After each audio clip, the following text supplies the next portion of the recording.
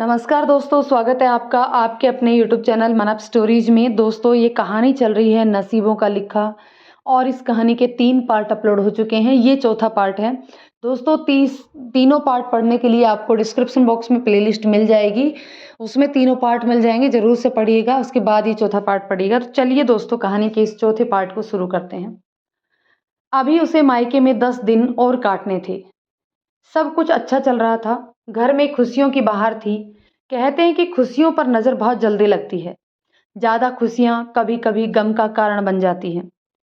सीमा 6 बजे से ही इंतजार में बैठी थी कि करण कब आएगा, अब आएगा। हालांकि उसको पता था कि 7 बजे से पहले नहीं आ सकता और आज नौकरी का पहला दिन है तो छुट्टी भी नहीं कर सकता। लेकिन दिल का क्या करे। दिल में पता नहीं क्यों एक अजीब सी बेचैनी थी। उसको ऐसे लग रहा था जैसे कर्ण के बिना उसका कोई अस्तित्व ही ना हो। माँ बनने की खुशी के अवसर पर भी उसके दिल में कहीं कुछ अनजानी अनजानी सी बेचैनी घबराहट छुपी हुई थी। बस एक ही विचार मन में था, कब कर्ण आए और वह कर्ण को देखे। उसका सारा ध्यान अपने नन्हे मेहमान से हटकर कर्ण के ऊपर केंद्रित हो चुका था। आने वाले बच्चे की खुशी बिसरा बैठी थी और कर्ण से मिलने की प्रतीक्षा कर रही थी। उधर कर्ण का दफ्तर में पहला दिन था और खुशी खुशी सभी काम निपटा कर जल्दी जाना चाहता था। पहला दिन था तो काम समझने में भी उसे कुछ बहुत समय लग गया। सब लोग उसकी बेचैनी भरा उत्साह देखकर अचंभित थे। लेकिन जब उन्हें पता लगा कि वह पिता बनने वाला है तो सभी ने बधाई देते हुए 2 खुशखबरियों की मिठाई मांग ली और उसने सभी से अगले दिन पार्टी देने का वादा कर दिया। पता लगने पर उसके हेड ने उसे 1 घंटे पहले काम से फ्री कर दिया और करण समय से पूर्व ही सीमा के घर के लिए निकल लिया। सीमा के गांव के लिए बस पकड़ वह प्रसन्नचित्त चल दिया। वह मन ही मन कल्पना कर रहा था कि सीमा से क्या कहेगा, कैसे कहेगा, आदि आदि। बस सीमा के गांव में रुकी और वह कल्पनाओं में डूबा हुआ बस से उतरा। 7 भी बज गए थे। अब सीमा की बेचैनी और ज़्यादा बढ़ रही थी। कभी वह घर से बाहर आकर देखती, कभी छत पर जाकर बाहर गली में झांकती। उसकी बेचैनी देखकर रीमा हंसी उड़ाने लगी। जबकि अब माँ कांता और रेखा को भी कुछ बेचैनी होने लगी कि अब तक तो कर्ण को आ जाना चाहिए था। शहर की बस 7 बजे ही सड़क पर उतारती थी। क्या कर्ण से बस छूट गई या फिर वो आए ही नहीं। देवेश सीमा के छोटे भाई रमेश के साथ बैठा हुआ था। तब कांता ने उन्हें सड़क तक देख कर आने को कहा। सीमा का जी पता नहीं क्यों बहुत घबरा रहा था। ऐसा लग रहा था जैसे उसके जिस्म में जान ही ना हो और वह चक्कर खाकर गिर गई। तब माँ ने उसे संभालते हुए बेड पर लिटा दिया और धैर्य रखने को कहा। ऐसे समय में अक्सर ऐसा हो जाता है, ज़्यादा तनाव नहीं लेना चाहिए। माँ ने उसे समझाया, वरना बच्चे पर असर पड़ेगा। तभी घबराते हुए उसका भाई वापस आया और उसने बताया कि कुछ समय पहले सड़क पर किसी का एक्सीडेंट हो गया है और मैं वहाँ जाकर देखता हूँ। मोटरसाइकिल पर रमेश और देवेश दोनों वहाँ से निकल गए और आधा किलोमीटर दूर पर गांव से शहर को जोड़ने वाली सड़क पर पहुंचे तो पता लगा वहां पर आधा घंटा पहले ही कोई एक्सीडेंट हुआ था। कोई बस वाला टक्कर मारकर चला गया या फिर बस से उतरते हुए कुछ हुआ था शायद। लोग आपस में बातें कर रहे थे। तभी भीड़ को चीरते हुए देवेश पता करने एक्सीडेंट वाली जगह पर जा पहुंचा।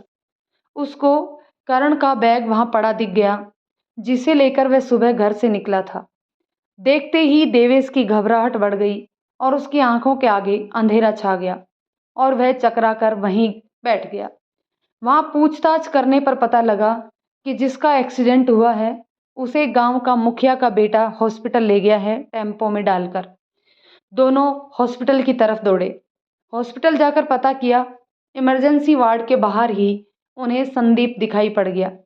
संदीप ने उसे बताया कि जिस बस से करण उतर रहा था वह भी उसी बस में था।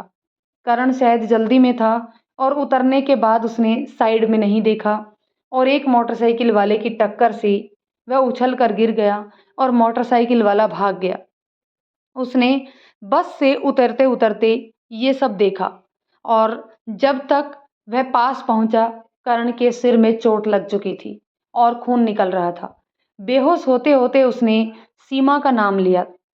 मैं वहां खड़े लोगों को बोलकर कि हॉस्पिटल लेकर जा रहा हूं, उनके घर खबर कर दें, टेम्पो में डालकर हॉस्पिटल ले आया। डॉक्टरों के अनुसार खून काफ़ी निकल गया है, बस भगवान से प्रार्थना करो सब कुछ ठीक हो। सारी बातें संक्षेप में बताकर संदीप ने उन्हें दिलासा दी। बस खून का इंतजाम हो जाए, सब ठीक हो जाएगा। हम सब खून टेस्ट करा लेते हैं। तीनों ही 20-22 साल के लड़के ही थे। इतनी भयंकर बात सुनकर घबरा गए। अभी वे आपस में बातें ही कर रहे थे कि अब संदीप गांव चला जाए और घर जाकर खबर कर दे और घर से बड़े यहाँ आ जाए कि डॉक्टर बाहर आ गया। तीनों जल्दी से डॉक्टर के पास पहुंचे। डॉक्टर बहुत परेशान था और जो कुछ उसने कहा उससे उन तीनों के दिल धक से रह गए। उनके सिर पर लगी चोट बहुत खतरनाक थी, जिसकी वजह से उनका खून ज़्यादा मात्रा में निकल गया और हम उन्हें बचा नहीं सके। डॉक्टर के ये शब्द इन तीनों के कानों में पिघले शीशे की तरह जाकर गिरे। डॉक्टर संदीप की पीठ थपथपाकर चला गया। देवेश लड़खड़ाकर नीचे गिर गया। इतना भयंकर वज्रपात उनके ऊपर हुआ। सुबह भैया कितने खुश थे। अब भाभी को जाकर क्या कहूँगा। संदीप ने उसको संभाला। सीमा को पता लगेगा तो क्या होगा, कैसे इतना सदमा झेल पाएगी, सोचकर संदीप की भी आंखें भर आई। कितनी खुश थी वह जब पिछली बार उससे मिला था। उस पर क्या बीतेगी। देवेश रोए जा रहा था। सब कितने उत्साह उमंग से भरे थे। अभी घर में कितनी खुशियां थी और भैया तो इन खुशियों में से मिलने आ रहे थे। फिर भगवान ने उन्हें खुशियों से मिलने से पहले ही अपने पास बुला लिया। ऐसा मातम क्यों दिया, कहकर वह सुबक सुबक कर रो रहा था। ऐसे में रमेश की समझ में नहीं आ रहा था कि वह क्या करे।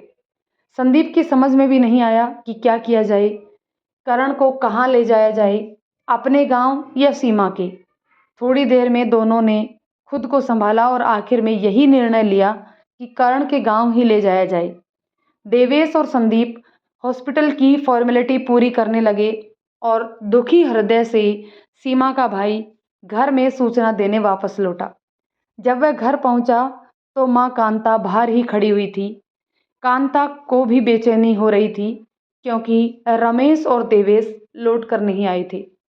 जैसे ही उसने रमेश को अकेले आते देखा, उसका दिल घबरा गया और फिर उसने माँ को धीरे से सभी बातें बताई। सुनकर कांता के मुंह से चीख निकल गई। यह क्या हुआ, किसकी नज़र उसके घर को लग गई। अभी तक उनके घर में इतनी खुशियां छाई हुई थी, आज एकदम से ऐसी खबर। अब सीमा को कैसे बताएगी, उसको क्या कहेगी। उनकी आंखों में आंसुओं की धारा बहने लगी।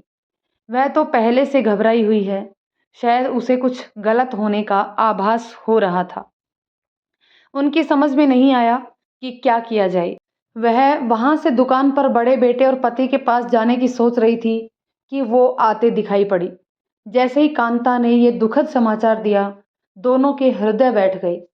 ऐसा तो वे कभी कल्पना में भी नहीं सोच सकते थे। घर के बाहर ही दोनों बेटे और माँ बाप सलाह करने लगे, क्या किया जाए।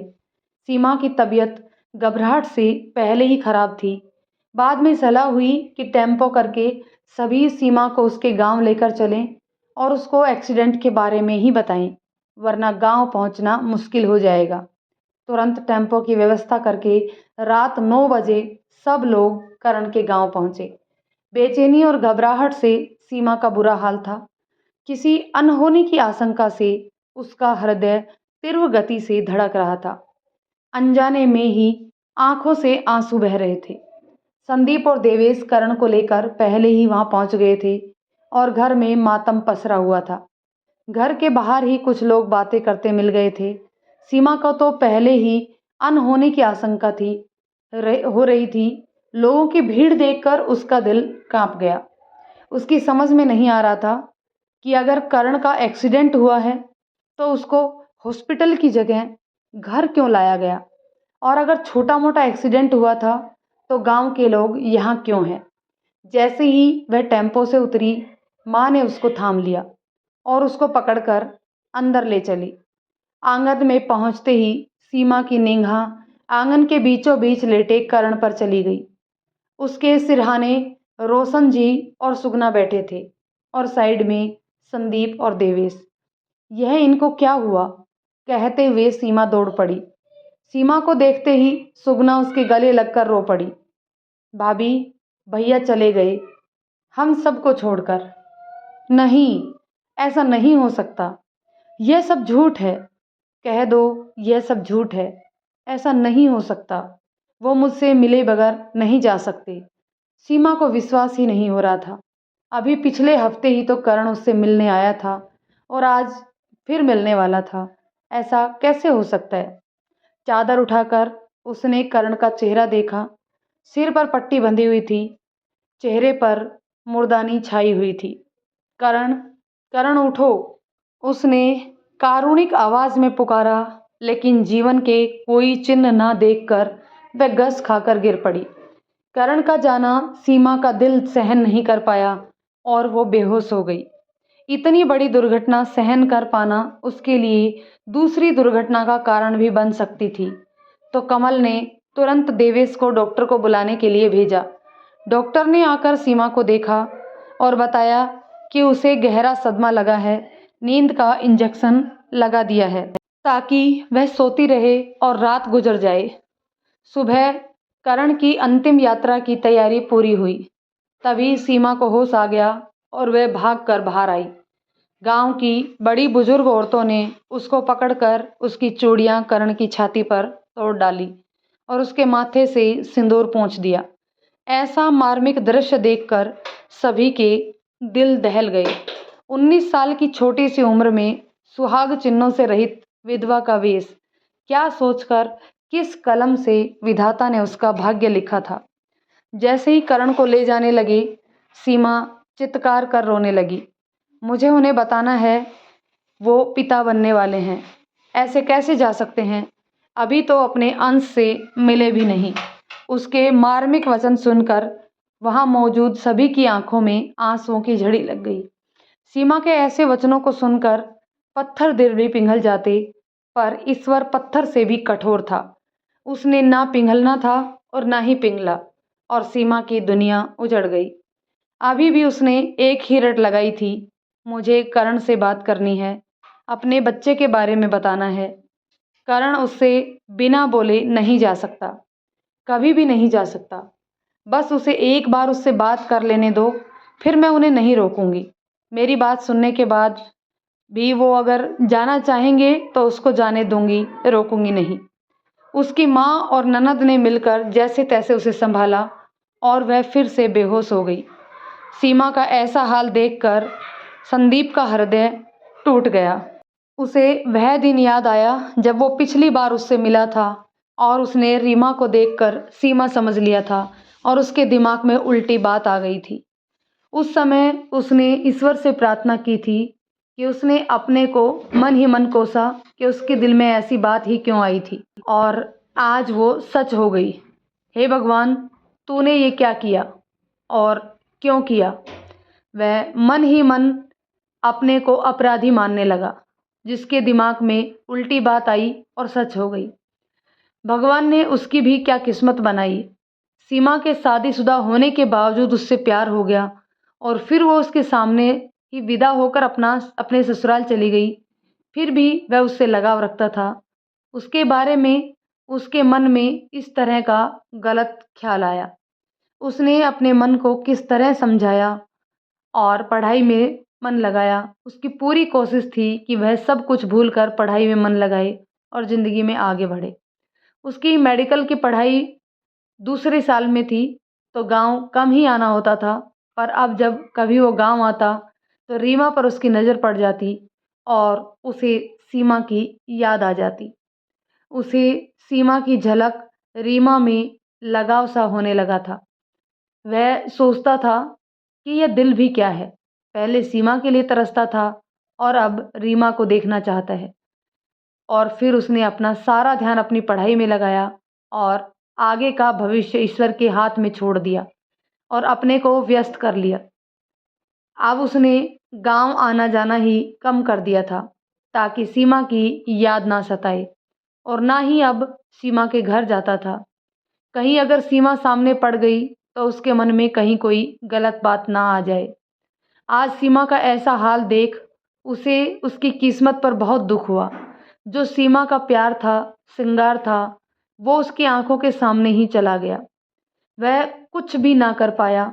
ये सब उसके सामने ही होना था। सीमा की ससुराल आया भी तो करण की मृत शरीर के साथ। उसका और सीमा दोनों का कैसा दुर्भाग्य है, यह सोचकर संदीप मन ही मन दुखित हो रहा था और टूटे हृदय से करण के संस्कार में सभी के साथ खड़ा रहा। आते समय उसने एक नज़र सीमा पर डाली।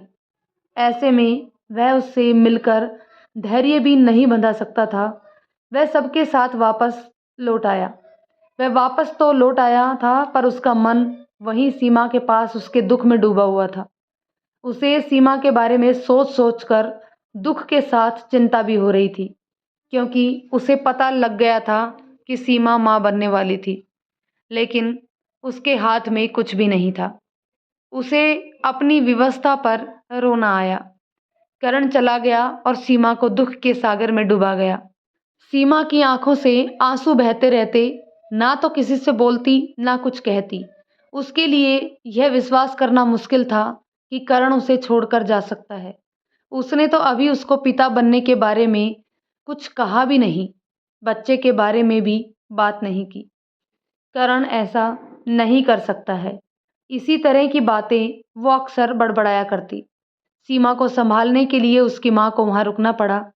अगर सीमा को नहीं संभाला गया तो एक और जान भी दांव पर लग सकती थी और करण की आखिरी निशानी भी वो ना खो दे।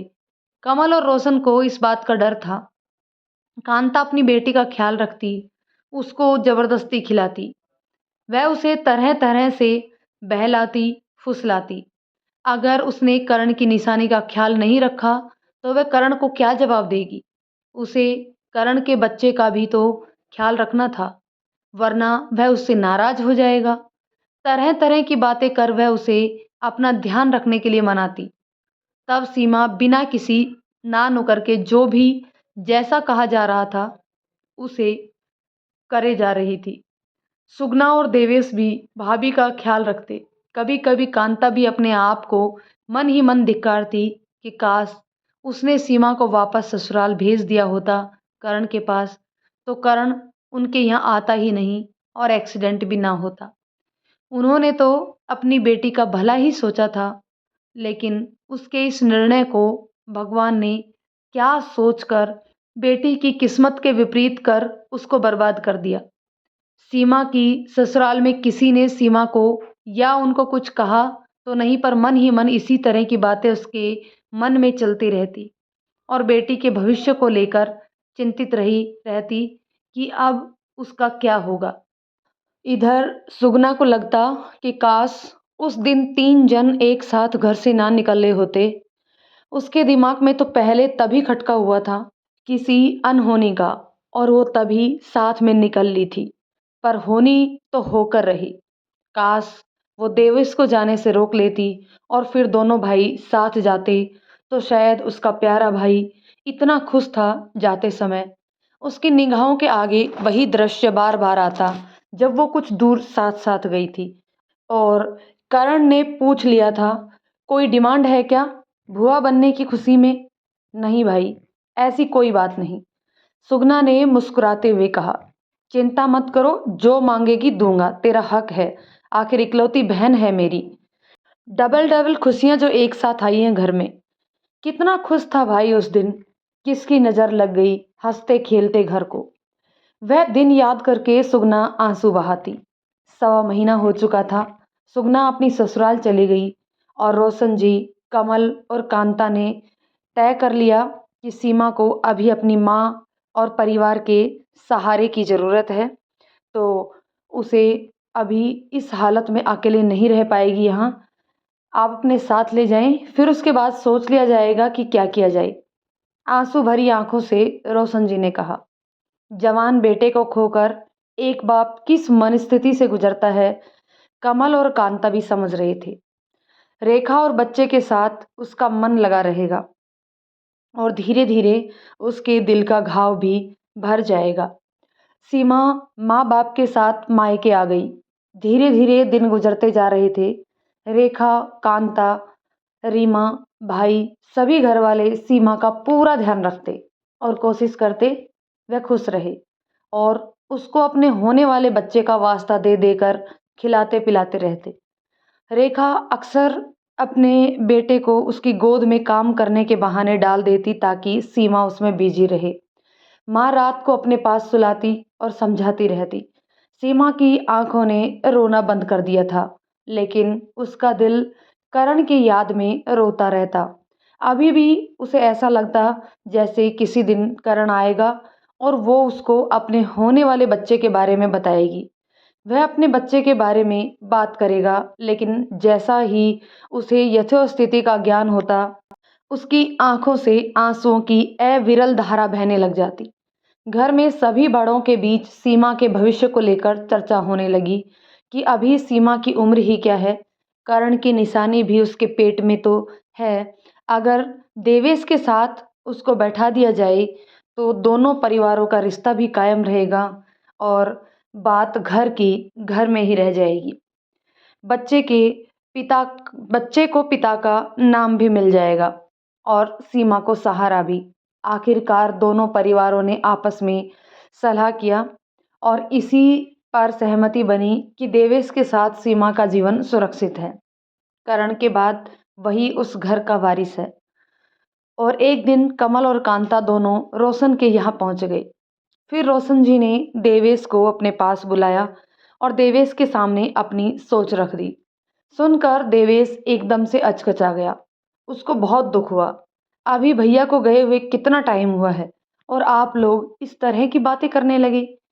रोशन ने उसे समझाया, देखो बेटे, जाने वाला तो चला गया, उसके लिए दुनिया रुक नहीं सकती, ना ही कोई जीना छोड़ सकता है। मैं बाप होते हुए भी बैठा हूँ और मैंने अपने जवान बच्चों की मौत देखी है, लेकिन अब आगे हमें ही इस बारे में सोचना है। सीमा की उम्र ही कितनी है, अकेले तो वो सारी जिंदगी जी नहीं सकती। अगर अकेली होती तो और बात थी, हम कहीं और शादी करने के बारे में सोचते और उसके घाव भरने तक कुछ समय रुक भी जाते। लेकिन अब परिस्थितियां अलग हैं। करण की निशानी उसके पास है, इसलिए कहीं और शादी करना भी उचित नहीं है। हम चाहते हैं कि करण की आखिरी निशानी हमारे साथ रहे और कहीं और कर भी दे तो पता नहीं कोई बच्चे को अपनाए या ना अपनाए। कमल ने भी अपनी सोच सामने रखी। हम लोगों ने काफ़ी सोच समझकर फैसला लिया है कि तुम सीमा को अपना लो और अपने भाई की निशानी को पिता का नाम दो। दोस्तों, कहानी के इस पार्ट को यहीं रोकते हैं। मिलते हैं एक और पार्ट में, जानते हैं क्या देवेश मानेगा या नहीं। तो चलिए दोस्तों, आपको कहानी कैसी लग रही है कमेंट करके ज़रूर बताइएगा। यदि कहानी पसंद आती है तो लाइक शेयर करें। चैनल पर नए हैं तो चैनल को सब्सक्राइब